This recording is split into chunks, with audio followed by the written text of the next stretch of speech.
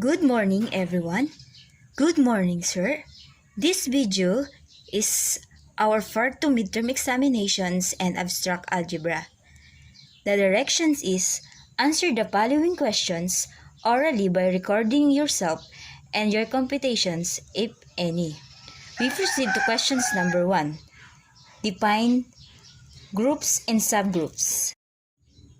In mathematics, a group is a set equipped with a binary operations that combines any two elements to form a third elements in such a way that three conditions called group axioms are satisfied, namely associativity, identity, and invertibility.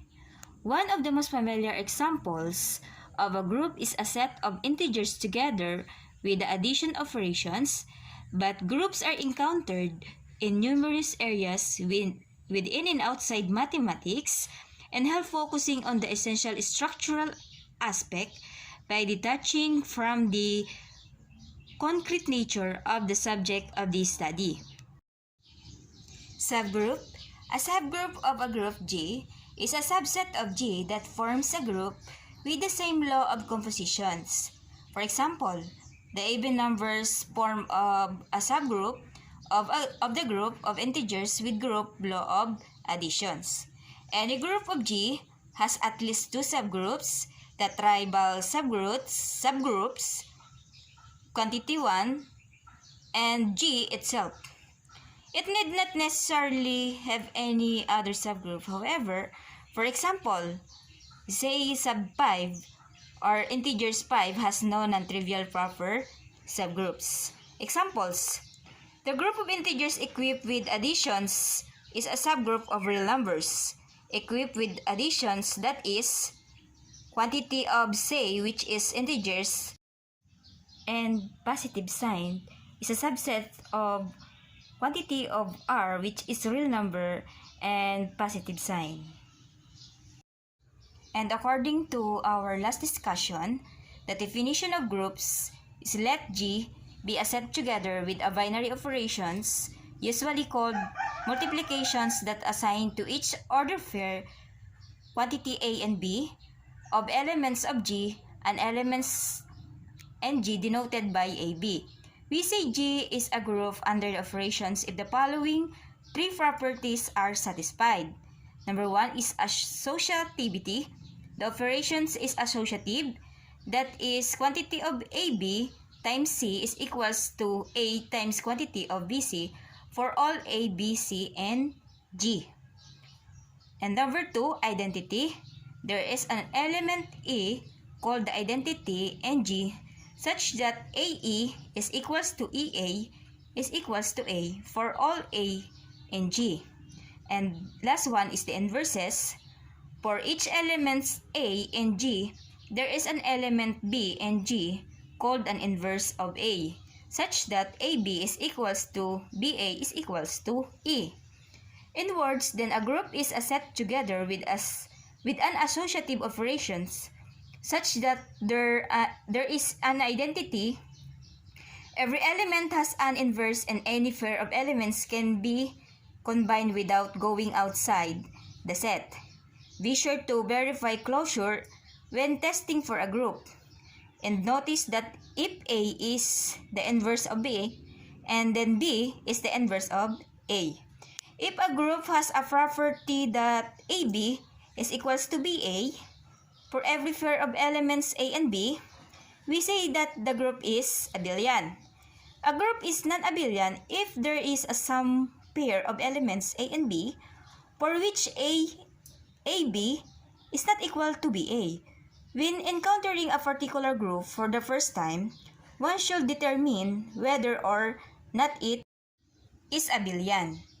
While the definition of subgroup is a subset of H of a group G is itself a group under the operations of G, we say that H is a subgroup of G. We use the notation H is less than equal G to mean that H is a subgroup of G. If we want to indicate that H is a subgroup of G but is not equal to G itself, we write H is less than G, such a subgroup is called a proper subgroup. The subgroup E is called the trivial subgroup of G, and a subgroup that is not E is called a non-trivial subgroup of G. We notice that say sub n under addition modulo n is not a subgroup of say under additions, since addition modulo n is not the operations of say. Now we proceed to question number 2.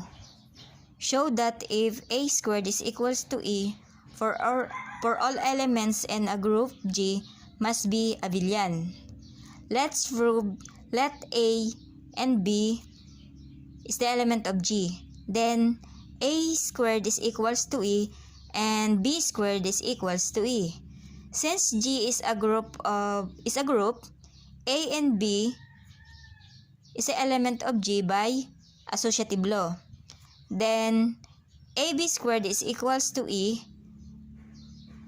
It will become AB squared is equals to A squared, since A squared is equals to E.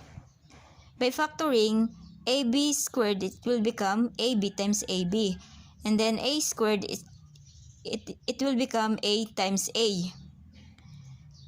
By left consolation's law, it will become BAB is equals to A. We multiply A from both sides of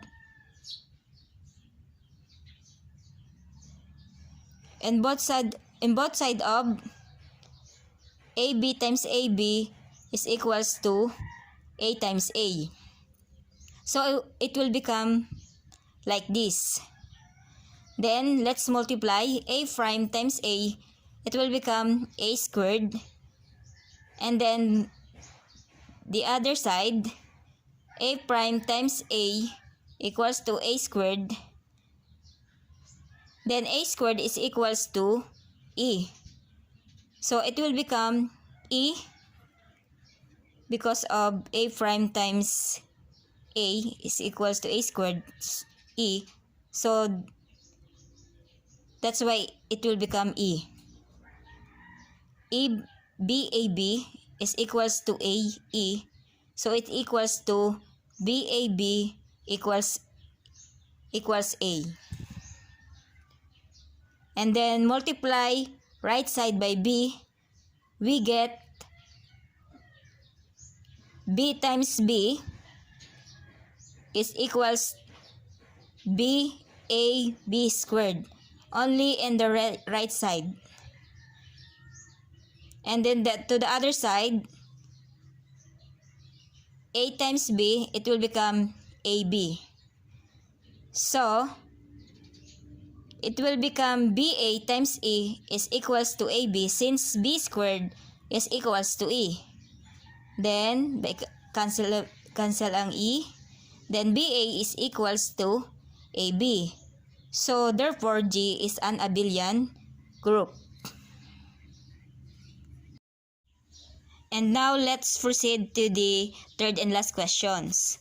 Let A and B be elements of group G if A raised to 4B is equals to BA and A cube is equals to E. Then prove that AB is equals to BA. Here are the solutions. We substitute the second relations into the first.